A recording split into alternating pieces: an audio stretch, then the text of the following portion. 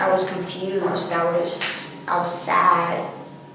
I was a little bit angry. But most of all, I feel like I was terrified to even think that I might get deported to a country I don't know. Again, the first word of DACA is deferred, which at its most elementary root means we're deferring your deportation to a later date. There was even risk at the beginning of the program. Children weren't even sure if they should sign up because they were giving away their addresses, giving away their personal information, and there was fear that if the government now knew where I was and where I was living, that they could come in at any time. Well, home to me is always where my family is. You know, wherever we've been, it's been home to me. I can't say that about Venezuela anymore, just because it's been so many years. I haven't been there since I was 8. I'm now 26 years old. I feel really passionate about this country. I've wanted to join the military. That was a dream for me back in high school. And if I could join it, I would join it in a heartbeat. I would die for this country. This is my country. This is my home. I'm going to use the word sin very, very loosely, but they can't be the victims of the sins of their parents. And again, I use it very loosely. They didn't decide to come here. They were brought into this country. I don't think I've committed a crime. I was brought here at 3 years old only because my parents wanted a better future for me. I don't blame them. I thank them. We are at the mercy of the American people, and we hope that the American people choose the best, because that's what I would do.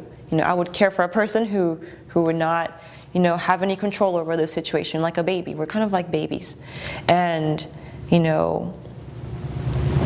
a sense we've been helped and protected by DACA, and now we need an extra hand. If they do take DACA away completely, I will lose everything. Everything that I own will be lost. My school career will be gone.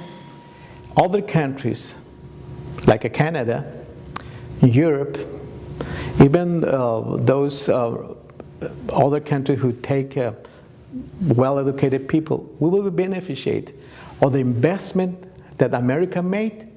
They got for free, if we can call it that. I think it would negatively affect this country. I think not even just in a monetary kind of sense, but also as, in a moral kind of sense. Who would throw out people that have nowhere else to go?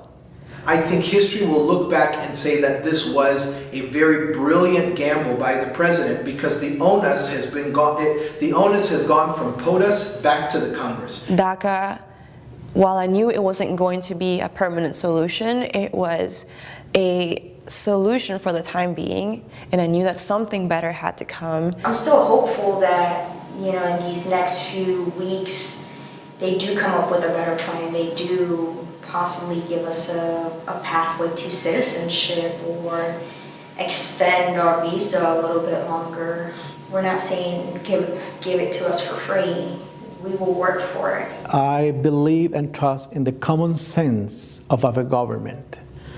From our president down for all the state level, for our Congress, for our Senate, they are our jewels.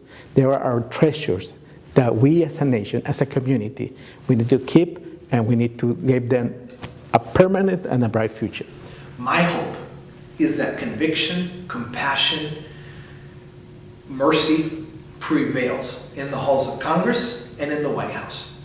That we live out our history of being a compassionate nation that believes in the rule of law, but also believes that as Martin Luther King said, that when a law is unjust, we change the law.